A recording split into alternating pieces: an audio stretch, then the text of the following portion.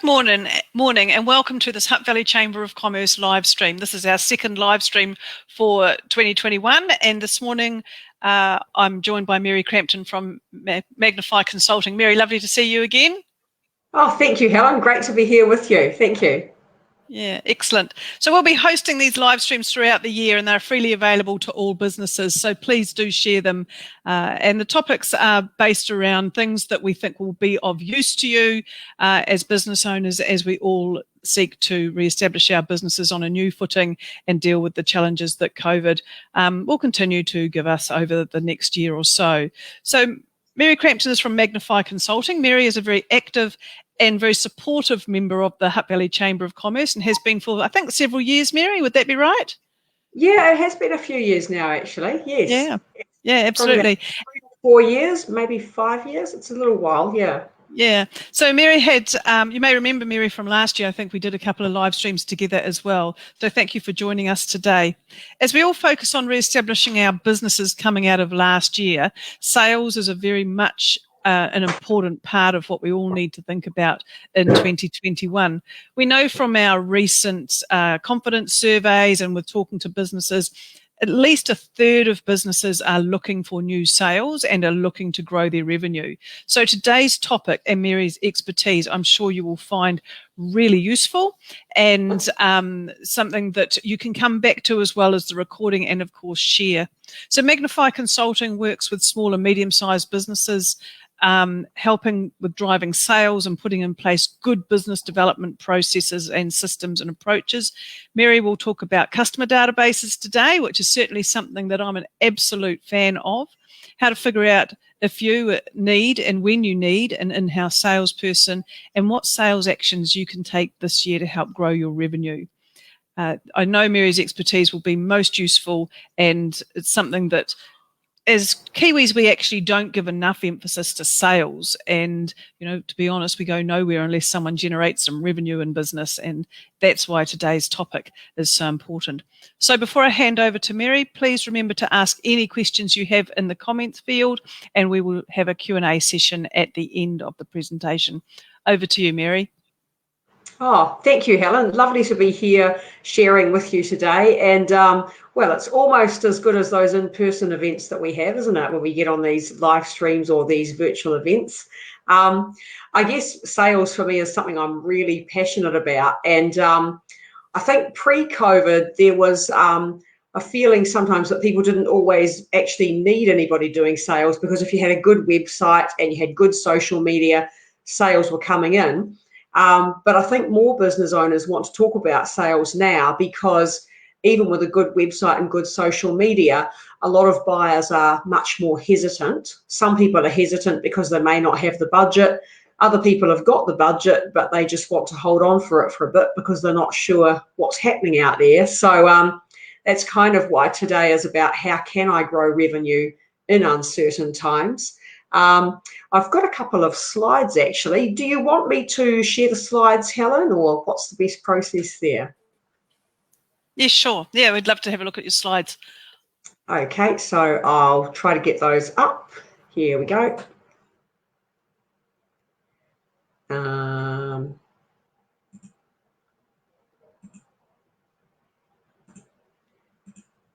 Brilliant. Okay, so here we are, just on my slides. So essentially, Magnify is here to help businesses de-risk your sales and grow revenue, and particularly worked with small and medium-sized businesses over the last few years. I think that small and medium-sized businesses are in a slightly more challenging place because often they haven't actually got their own salesperson. So that's where Magnify has been coming in and helping. And this is our phrase, the business development manager you wish you had. So you probably might be wishing that you had someone to help with sales strategy, sales systems, building a CRM, getting a good sales process in place, perhaps with some sales and business writing. And we even do this actually as a part-time service to help business owners scale up your sales so that you're not just hemorrhaging out that full-time sales cost all in one big hit. And that, of course, helps you de-risk your sales recruitment. And then we've got further support with ongoing training and mentoring. And here's the Yosemite National Park in California, USA. I've never actually been there, but I love this photo of this ledge, which I understand is about 600 meters up. And it's about 12 inches wide, so it's just wide enough to stand on. And it's called the Thank God Ledge. So I'm not sure why they're saying thank God. Maybe it's a good view, or maybe he's happy he hasn't fallen off. But, you know, for a lot of us, businesses have somewhat gone back to normal. But you really, I think, need to be thinking, where are you now? Am I in a safe place, or am I actually on a ledge? And here's a picture of a castle moat. And we don't really want to be a business that's on a ledge with our sales. We actually want to be on a castle moat. We want to have a moat, rather, built around our business. If you've read any of Warren Buffett's work, you'll understand some of the thoughts about building a moat around your business. One of the things as well is, I'm just going to go back to that ledge photo. Really, how can you tell if your sales are on a ledge or if you're actually in a safe place? And I've written a few notes here just to prompt me as I share. So if your sales are on a ledge, you probably don't have a CRM system, or at least you have limited usage of it. Maybe not everybody's actually using it. You might not have a defined sales process. There might be a lack of discipline in actually following whatever sales process you do have, and that could vary through team members. You may have a lack of sales forecasting. It might be really hard to tell what's happening in 2 or 3 months, let alone 6 to 12 months out. And you may be experiencing unpredictable revenue levels. And so when you've got your sales on a ledge, it can lead to feeling stressful. It can make businesses look unprofessional. And you're also probably leaving a whole lot of money on the table, which is what you don't want to do, of course. So what I think businesses really need to do in uncertain times is make sure you've actually got a moat around your business. So this is an impenetrable fortress unless I swim through a big, deep moat, which lots of people probably won't do. You know, what sales actions can you take for better sales results? And I would just say, take an honest assessment of where you are now. Are you on a ledge, or are you actually in a good, safe place surrounded by a moat? And then once you know where you are, have a look really carefully and sharpen every aspect of your sales process to make sure that it's nice and tight and not leaking any revenue. If you're going to build a moat around your business, there's a lot of strategies that are particularly deployed by large businesses, such as switching costs. So if you switched electricity providers, there's sometimes a cost. Your brand, which can be equally useful for a small business. We can all do good stuff to develop our brand. Size, which is even easier for a big business. Economy of scale. A couple of things that small and medium businesses can easily do to create a moat is think about what you do and what you don't do. So be known for something really specific, even niching right down, and then it's really clear that you're an expert in that area, and that becomes a moat. And the other way that we can build a moat, all of us, is the way that we do business. So if you are a website designer, for example, there are lots of website designers, but how could you run your customer processes so that you're actually setting yourself apart from everybody else? How could you develop your clients? What kind of communication could you put in place? How could you do business in a better way than other people that are also in your space? Other good actions we can take for better sales results. Let's have a look here. So we've talked about building a moat and KPIs, key performance indicators. I think it's really important to measure actions that lead to sales results. So thinking about the health of your CRM, your customer relationship management system. If you haven't got one, please get one. It's definitely worth getting out of an Excel spreadsheet. So you could measure the number of new contact names that regularly go in, just to see, am I filling the top of my sales funnel? CRM systems will normally track deals which are in process, so you could measure the number of deals that are getting tracked. You could measure the number of calls that are getting logged. So measuring what outbound activity is happening so that I can see that I'm taking action toward changing my sales. Even measure the number of meetings, and in fact, measure the number of Zoom meetings, because that's a great way of seeing if you're getting in front of people. With social selling, making sure that you're connected to every single decision maker and influencer at each of your top 20% of your client companies.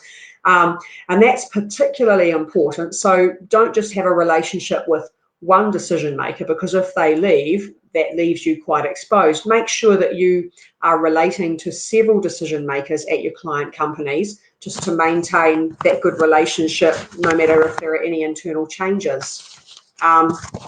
Another thing I think is selling certainty in uncertain times. So, telling better data stories, such as for every $1 that you spend with Magnify, you generally get back between $5 and $10 worth of customer pipeline that you can be following up with. So that's one of our stats. What sort of a stat can you create around the outcomes that you deliver for your customers? Gathering social proof, of course, is really important. So we're talking about referrals, which could be posted on your LinkedIn page. How about your Google My Business listing? Are you actively asking for feedback on there, for positive testimonials on there? Likes or comments on your Facebook page, and also reviews on relevant industry websites. So that's another great way of giving certainty to customers who want to be sure about you. How about showcasing your testimonials? And if you haven't got a lot of testimonials, developing a process to gather more testimonials. And this is something that we've helped lots of customers with, actually finding more testimonials and realizing that your happy clients are actually very willing to give those to you. Remembering, of course, to ask for referrals, and there's a whole bunch of stuff you can do around that to get that to happen. And then I'd also say delivering an authentic experience. So Magnify, as a member of the chamber, we've got the opportunity to do this live stream. Besides your website, besides the text and the images on your website, what other ways have customers got of experiencing you? Could you, if you're a member, see if you can do a live stream? Could you run a webinar? Could you run a masterclass? Is there a way for people to book a strategy call with you through your website? Basically, how can people experience you and de-risk sales for themselves before they actually commit to spending money with you? Networking, of course, is very important. So hopefully we've all learnt to network through Zoom and other virtual events. And don't forget in-person networking. Even if you only meet 1 or 2 critical people, you'd be amazed where that can go. So definitely encourage you to make use of your memberships at the moment. And one of the things that I often talk about with people is, when can you hire your first sales rep? And I would basically say, when you are set up for sales success. So what you really want is, you want to obtain continuous visibility of your client database. So your CRM and other sales systems need to be set up. If you've got a CRM system and you have an established process for how you like data entered into that, then that's going to help you to see what your new sales rep's doing, and also to see where they might need some coaching or mentoring to help them make the most of the opportunities they've got. I'd also say, before you make that first hire, really know your sales numbers. So what does good look like? How many phone calls, emails, text messages, social media posts does it take for one customer to come on board into my business?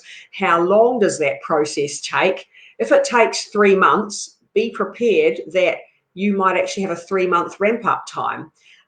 This is where Magnify particularly comes in, is helping people with establishing part-time sales and ramping it up, so that when you do bring that first sales hire on board, you're hopefully not going to hemorrhage out money while they get up to speed, because you've already got stuff happening.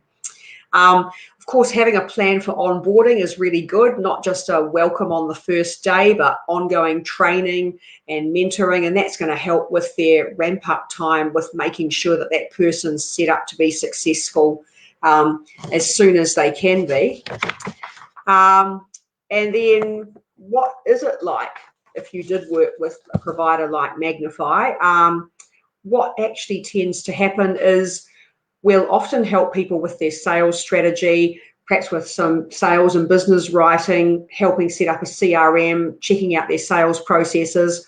Some businesses will say, this is great, I just want to go and do sales now, and that's good. What we tend to find is businesses that have often got really need help with sales, or they just haven't got the time, then we tend to become their part-time virtual business development manager and help them scale up sales in that way. Can, of course, attend meetings and conferences too, if that's what people would like. But generally what people want is actually some help with getting stuff established in the CRM so that I can see that I've got opportunities. And then, of course, you can make decisions about, do you want to hire somebody or not? And if you're happy as things are, then you've answered your question with how much resourcing you might need for your sales growth.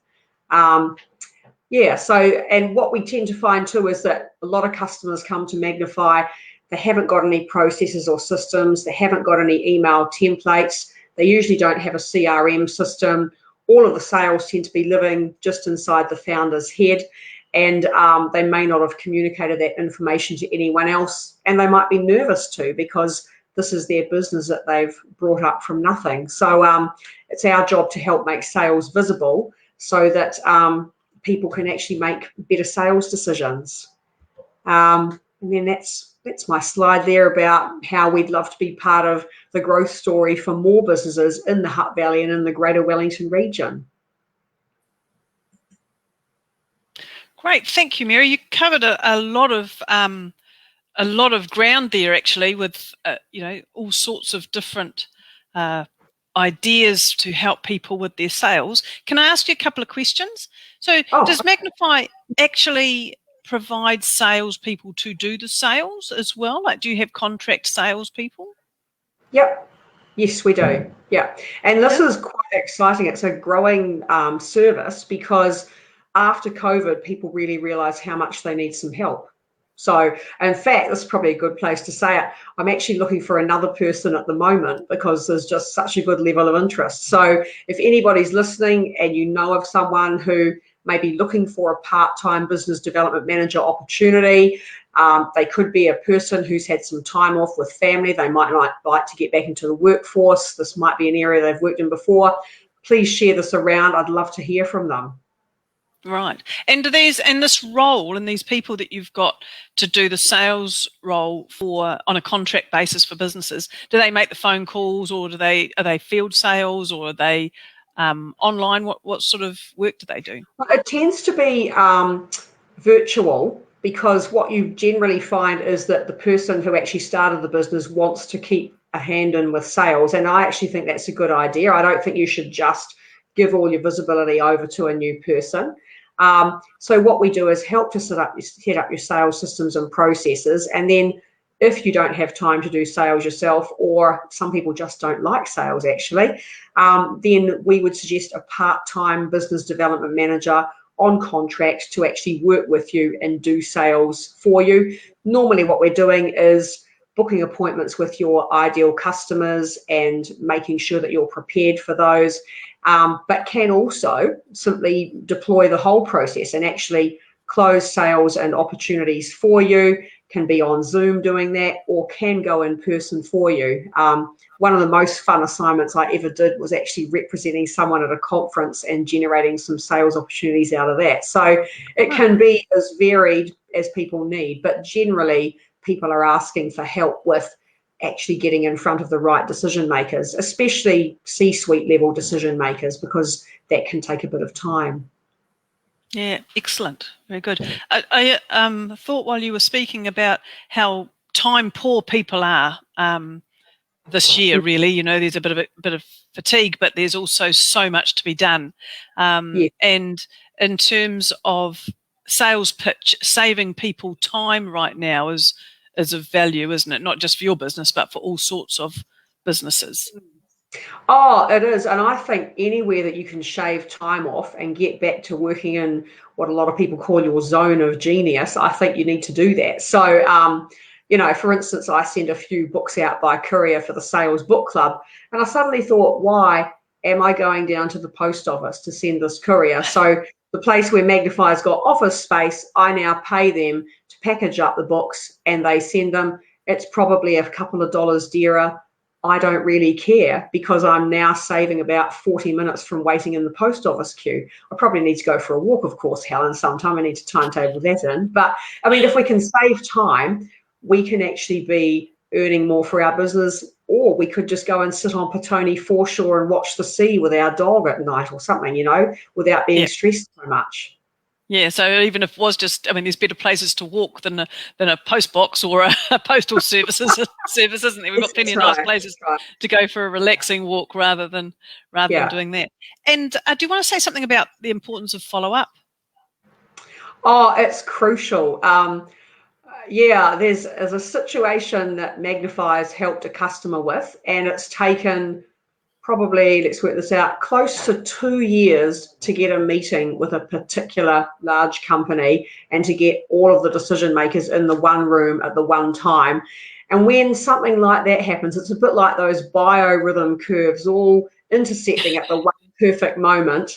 Often it's a lot quicker than that. But if you've got a high value, particularly a services offering, a B2B offering, then it can take a bit more time for trust to build. And so you've got to follow up. And sometimes you follow up and you don't hear anything back from the person.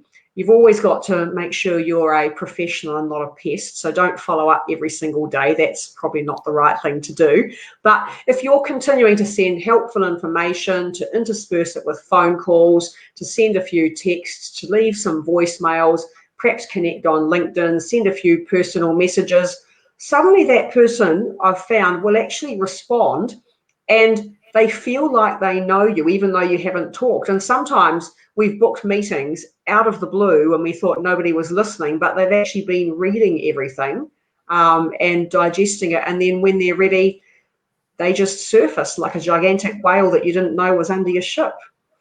Yeah, right. Certainly when you were talking about moats and protecting your sales pipeline and that sort of thing, the thought of follow-up and constantly following up and being rigorous about that certainly helps to build a moat, because most people don't bother with the follow-up, do they? Oh, yeah, they will.